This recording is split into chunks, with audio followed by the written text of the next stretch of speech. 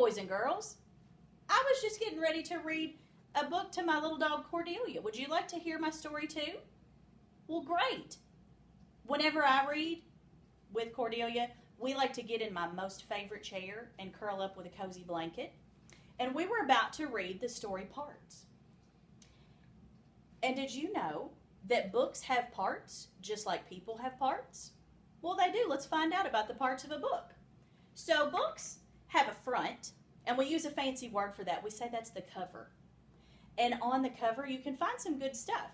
You can find pictures that give you a clue about the story. Here's our clue about this story. You can find the title.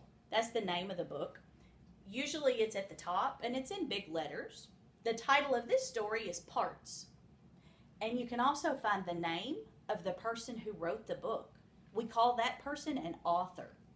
And the author of this book, Cordelia is checking it out too, is Ted Arnold. Books have a side that we call a spine, and you have a spine too. It's what helps you stand up straight and tall. And then books have a back cover. There's not usually much back there, maybe a picture. And here's a little picture on the back of our cover. So let's turn it back to the front and let's read our story, Parts. Now, when you open it up, this is called the title page, and it tells the title again. And you want to know something cool about this book? Is that I got to meet the author of this book, Ted Arnold, and he gave me his autograph in 2008. That was a very long time ago. So let's start our story, Parts. I just don't know what's going on or why it has to be, but every day it's something worse. What's happening to me? I think it was 3 days ago I first became aware that in my comb were caught a couple pieces of my hair. Have you ever found some hair in your comb when you comb your hair? I have. I stared at them, amazed and more than just a bit appalled to think that I was only 5 and starting to go bald. Then later on, I don't recall exactly when it was, I lifted up my shirt and found this little piece of fuzz. There's fuzz in his belly button. I stared at it, amazed, and wondered, what's this all about? But then I understood. It was my stuffing coming out. Next day, when I was outside playing with the water hose, I saw that little bits of skin were peeling from my toes. I stared at them amazed, and then I gave a little groan to think that pretty soon I might be peeled down to the bone.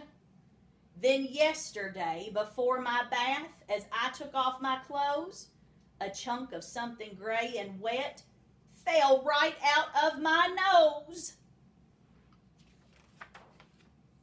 I stared at it amazed and thought, I should be feeling pain.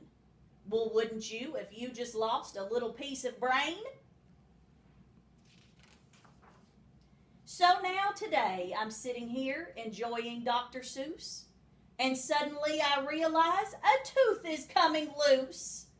I wiggle it, amazed, dismayed, too horrified to speak.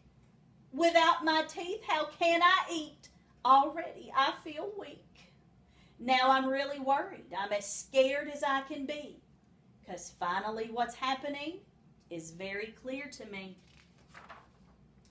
The glue that holds our parts together isn't holding me. He thinks he's held together with glue, and the glue is coming apart. And now I'm thinking to myself, what's next in line to go? Might be my ears, might be my eyeballs. How's a kid to know? One day I might be playing ball and have my arm fall off. Or maybe I could lose my head if suddenly I cough.